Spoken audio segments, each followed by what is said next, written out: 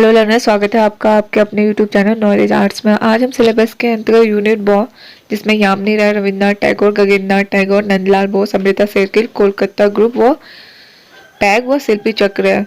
तो इन सब टॉपिक के विषय में मैंने इम्पोर्टेंट क्या है उनको बताया, साथ ही साथ पढ़ते पढ़ते हम इसको लर्न भी करेंगे ताकि ये सारे टॉपिक एक साथ खत्म हो जाए। तो आइए देखते हैं और सीधे मैं आपको याद भी करा दूंगी इसको। तो यामिनी राय का जन्म हुआ था 1887 में, 1887 में। इनकी मृत्यु हुई थी 1972 में, 1887। ठीक है। इनकी जन्मस्थली बांकुड़ा पश्चिम बंगाल में थी। इन्होंने जो शिक्षा ली थी वो थी government school of arts and craft Kolkata से। वहाँ पे इन्होंने अकेडमिक पद्धति, शास्त्रीय पद्धति, तेल चित्रण सीखा। उसके बाद 1910 में संस्कृत चित्र और लोक कला से ये प्रेरित हुए थे। इनके शब्द थे बच्चे मेरे गुरु है। ठीक है। ये पूछा भी जाता है एग्जाम में, एक लाइन दे देगी और ये किससे संबंधित है यह पूछा जाएगा। और उनकी विशिष्ट लोक शैली से ये प्रेरित थे, तो उन्होंने उसमें कुछ कार्य किया है जो कि है कुंडलित चित्र, काली घाट के चित्र, पूजा की मूर्तियां, खिलौने, गुड़िया आदि में ताजगी, ऋतुजा, कांता एवं कल्पना। इनके चित्रों में अपर शैली का प्रभाव, कुछ चित्रों में मोटी काली रेखाएं, चटकीले, मोटे व अपारदर्शी रंग इन्होंने भरे हैं। इनके जो रंग थे वो खनिज व वानस्पतिक रंग का इन्होंने प्रयोग किया है। इनके चित्र में समतल आरेखन, वर्तुअल तथा ठोस रूपाकार, छाया व प्रकाश का अभाव एवं चटकीले मूल रंगों की विभिन्न रंगतों का इन्होंने सघन प्रयोग किया है। इनके प्रमुख चित्र है संथाल मल्लाह, पूजारत स्त्री, गांव के किसान, तुलसी पूजन, कृष्ण व बलराम, दो बिल्लियां भी इनका फेमस चित्र है, माता व पुत्र। तो ये किसके चित्र है? यामिनी रॉय के। इनके एकल प्रदर्शनियां जो लगी थी कोलकाता, लंदन, न्यूयॉर्क में लगी थी। भारत विभाजन के बाद इन्होंने शिल्पी चक्र का सूत्रपात किया और 1955 में इनको मिला था पद्म भूषण। ठीक है। 1955 में, 1955 में इनको मिला था पद्म भूषण। इनके चित्र जो संग्रहित है वो national gallery of modern art, नई दिल्ली, इंडियन म्यूजियम कोलकाता में, चित्रकूट आर्ट गैलरी कोलकाता व न्यूयॉर्क में। इनका फेमस चित्र है रावण जटायु युद्ध, जो कि टेम्परा माध्यम से बना हुआ है। थोड़ा रिकॉल कर लेते हैं। इनका जन्म हुआ था 1887 में, मृत्यु हुई थी 1972 में। ठीक है। और इनको 1955 में मिला था पद्म भूषण। ये 3 डेट याद कर लेते हैं। इनके प्रमुख चित्र में संथाल मल्लाह, पूजारत स्त्री, गांव के किसान, तुलसी पूजन, कृष्ण बलराम, दो बिल्लियां, माता व पुत्र, रावण जटायु युद्ध, जो कि टेम्परा माध्यम से बना हुआ है। आगे बढ़ते हैं। तो हमारे जो नेक्स्ट आर्टिस्ट हुए हैं रविंद्रनाथ टैगोर। ठीक है। इनका जन्म हुआ था 7 मार्च 1861 में। ठीक है। 1861 में जोड़ासाको कोलकाता में। इनकी मृत्यु हुई थी 1941 में। इसी समय अमृता शेरगिल की मृत्यु भी हुई थी, तो दोनों का याद रखना। 1947। यह एक कवि, कहानीकार, नाटककार, उपन्यासकार, संगीतकार, अभिनेता, दार्शनिक, विचारक एवं चित्रकारक थे। और 1901 में इन्होंने शांति निकेतन की स्थापना की थी, जिसको बनाया था इनके पिताजी ने 1860 में। ठीक है। और 1901 के कुछ साल बाद 1907 में Indian society of oriental art में इन्होंने योगदान दिया था। और फिर 1912 में ये इंग्लैंड गए। 1912 में इंग्लैंड गए। ठीक है। वहां पे 1913 में इनको गीतांजलि के लिए नोबेल पुरस्कार मिला था। फिर 1915 में इनको नाइटेड की उपाधि मिली। फिर 1919 में इनको शांति निकेतन में कला भवन की इन्होंने स्थापना की। ठीक है। शांति निकेतन में कला भवन की स्थापना की 1919 में। फिर 1919 के बाद सीधे आते हैं 1921 में। 1921 में इन्होंने शांति निकेतन को विश्व भारती विश्वविद्यालय का स्वरूप दिया। विश्व भारती विश्वविद्यालय का स्वरूप मिला था 1921 में। यहाँ पे इन्होंने भारतीय विश्वविद्यालय प्रथम जो है ललित कला संकाय की स्थापना की थी। शांति निकेतन में ललित कला संकाय की स्थापना कब हुई थी? 1921 में। नेक्स्ट आते हैं इनकी प्रदर्शनी। 1930 में इनकी प्रथम प्रदर्शनी हुई थी। ठीक है। बहुत इन्होंने 68 की उम्र में इन्होंने कला का कार्य प्रारंभ किया था। प्रथम प्रदर्शनी इनकी लगी थी पेरिस में। 1930 से 1941 यानी कि 10 साल तक इन्होंने कला का सृजन किया। इनके जो चित्र थे वो कृदंतकर्ता ऊंट, हताशा पुरुष, पिचास कृतियां एवं राक्षस कृतियां, प्रेतात्मक कृतियां, इनके चित्रों में नारी आकृति की बाहुल्य रहा था। और मुल्कराज आनंद ने लिखा है, इनकी कला पर पिकासो, डॉली, मुंक व मेदिग्लियानी का प्रभाव था। इनके चित्र संग्रहित है रविंद्र भवन कोलकाता, विश्व भारती विश्वविद्यालय, शांति निकेतन। ठीक है, अब दोनों की थोड़ा सा रिकॉल कर रहे थे। यामिनी रॉय का जन्म कब हुआ था? 1887 में, मृत्यु 1972 में, एवं 1955 में उनको मिला था पद्म भूषण। और इनका जन्म हुआ था, रविन्द्रनाथ टैगोर का हुआ था 1861 में, मृत्यु हुई थी 1941 में। शांति निकेतन की स्थापना करी थी 1901 में, एवं 1921 पे यहाँ ललित कला संकाय खोला था शांति निकेतन में। तो अब हमारे नेक्स्ट आर्टिस्ट है गगनेंद्र नाथ टैगोर। ये रविन्द्रनाथ टैगोर के इनके चाचा थे रविन्द्रनाथ टैगोर, और अमरिंद्रनाथ के ये भाई थे। ठीक है, इनका जन्म हुआ था 1961 में। ठीक है, रविन्द्रनाथ का जो जन्म हुआ था उसके कुछ सालों बाद इनका भी जन्म हुआ था सेम प्लेस में, जोरासाको, कोलकाता में। 1905 में इन्होंने चित्रण का कार्य प्रारंभ किया। इनके अनेक शैलीगत इन्होंने प्रयोग किए, और फिर 1910 से 1915 के मध्य इन्होंने शाही चित्रण किया था। 1911 में रविन्द्रनाथ की पुस्तक जीवन स्मृति का इन्होंने उसमें चित्रण किया था। वॉश टेक्निक में चैतन्य महाप्रभु की चरित्रमाला पे इन्होंने जन्म से लेकर देह त्याग तक 21 चित्र बनाए थे। इनका ये इंपॉर्टेंट है कि 1921 में इन्होंने घनवादी प्रयोग करे थे। 1921 में घनवादी प्रयोग करे थे।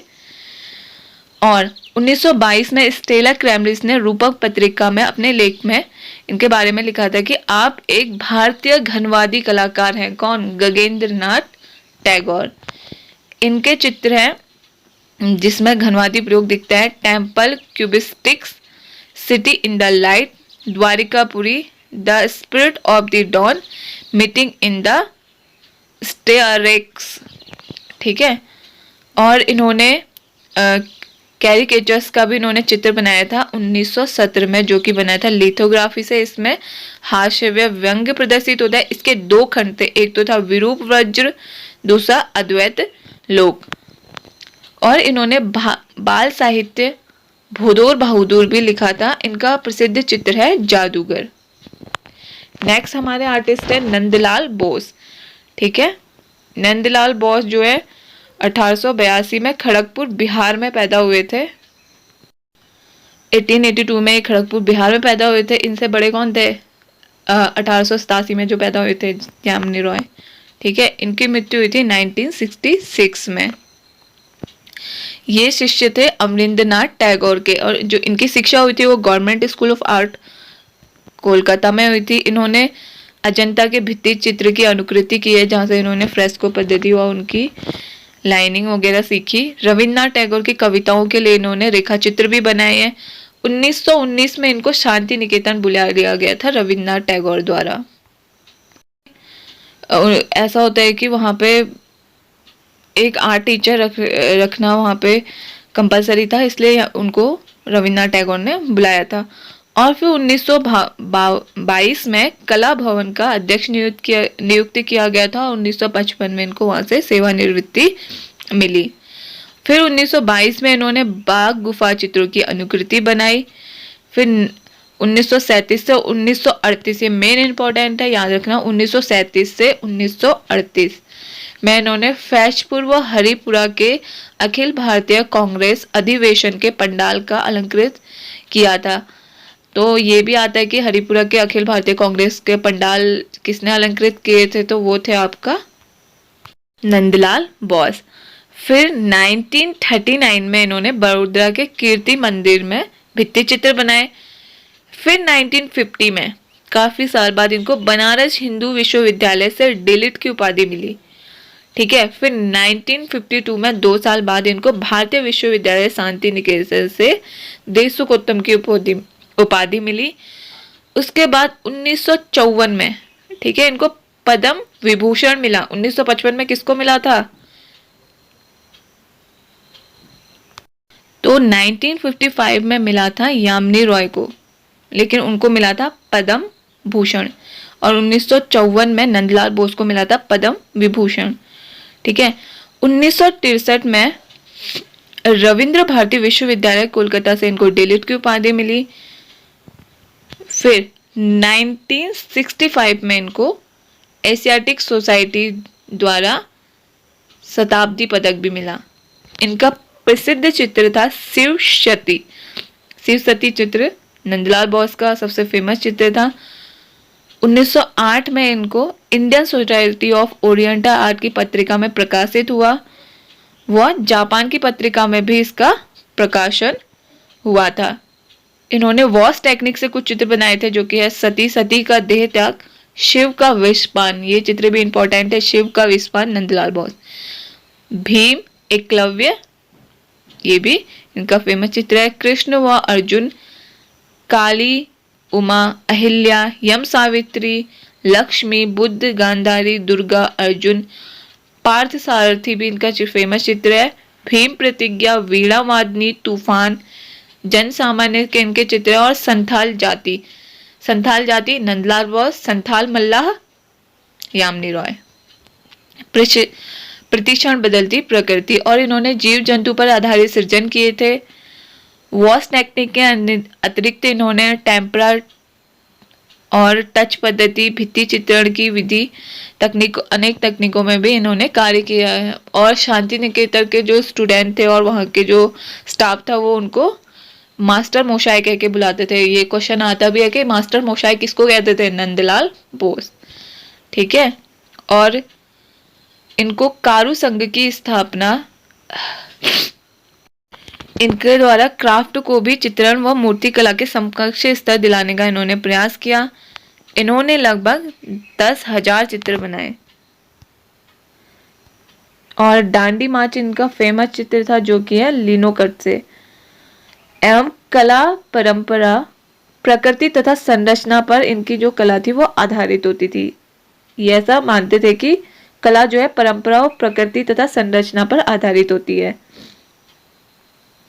इनका जो चित्र संग्रहित है वो मार्वर art gallery Ahmedabad, national gallery of modern art new Delhi, Indian museum Kolkata, Rabindra Bharati museum Kolkata एवं शांति निकेतन में इनके चित्र संग्रहित है। एक बार जन्म मृत्यु रिकॉल कर लेते हैं। 1882 1882 खड़गपुर बिहार में मृत्यु हुई थी 1966 में। ठीक है। इनको पद्म विभूषण मिला था 1954 में। नेक्स्ट है हमारी अमृता शेरगिल। इनका जन्म हुआ था 1913 में हंगरी की राजधानी बुडापेस्ट में। मृत्यु हुई थी 1941 में। सेम मृत्यु किसकी है? रविन्द्रनाथ टैगोर की भी। फिर 1924 में यह इटली गई और 1924 से 1929 फिर इन्होंने 1924 में ये इटली गए और वहां से फ्लोरेंस से कला शिक्षा ली। और फिर 1924 से 1929 तक इन्होंने चित्रण किया, जिसमें यूरोपीय प्रभाव था और रेखाएं बारीक व अशक्त थी।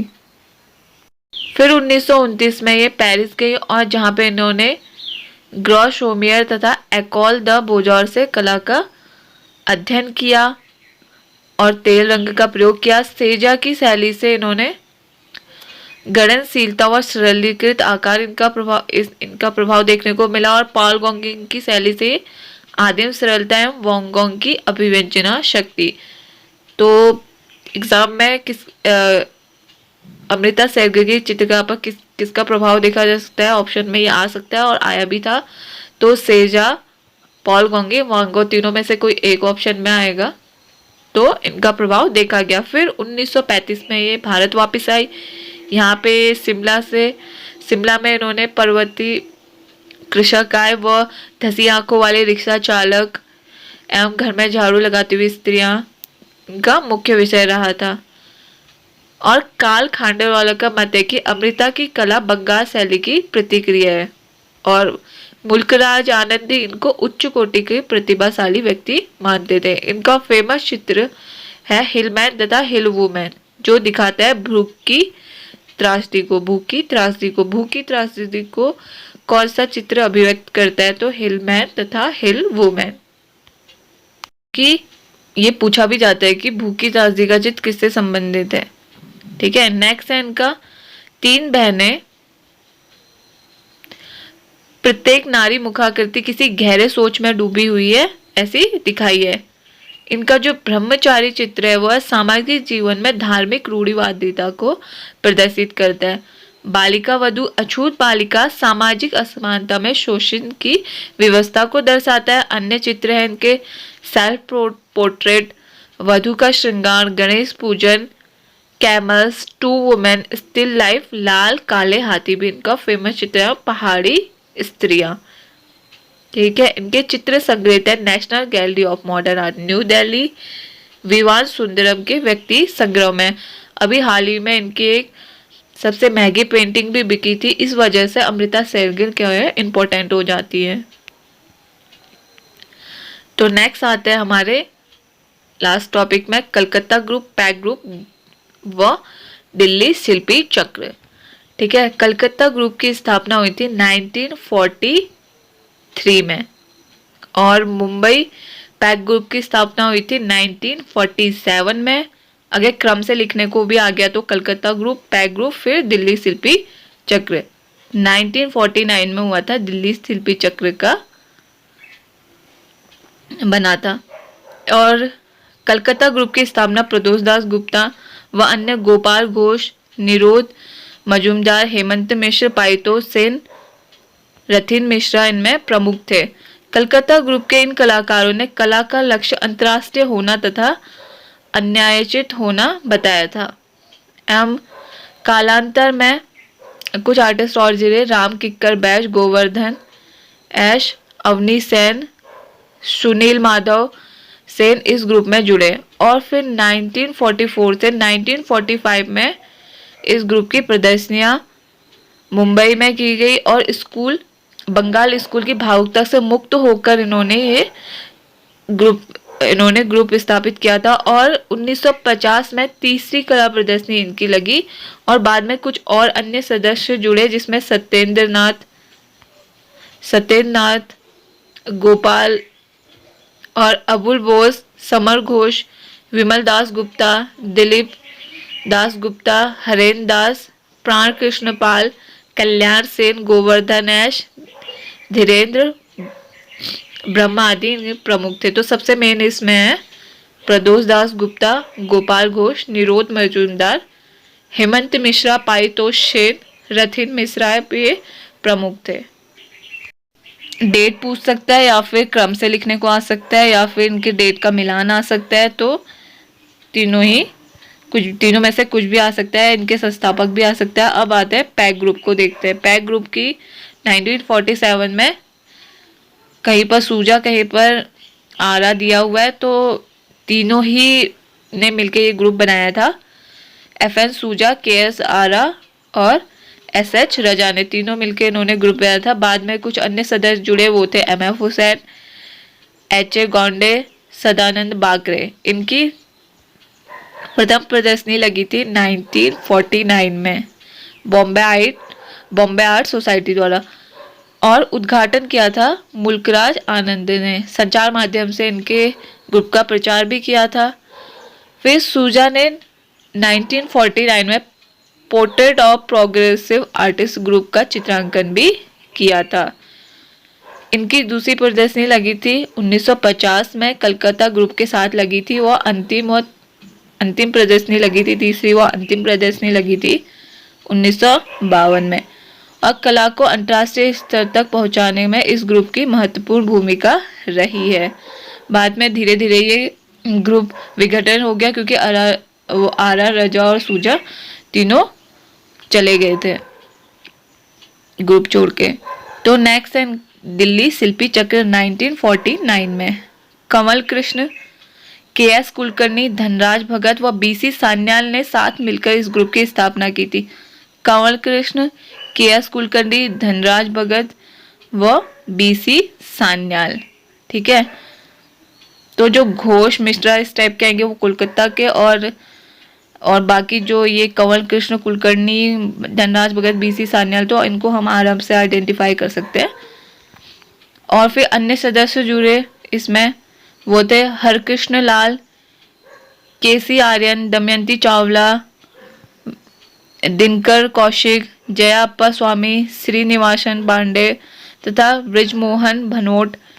अन्य बाद में और फिर जब थोड़ा प्रोग्रेस होने लगे तो और सदस्य भी जुड़े हुए, देवयानी कृष्ण, राम सुरेश बूटा, जगमोहन चोपड़ा, परमजीत सिंह व अनुपम सूद। अनुपम सूद इनमें फेमस है। वह शिल्पी चक्र की वार्षिक प्रदर्शनी में गैर सदस्य अतिथि भी आते थे, जिनमें दो प्रमुख है, एक शैलेश मुखर्जी, दूसरा के.जी. सुब्रमण्यम।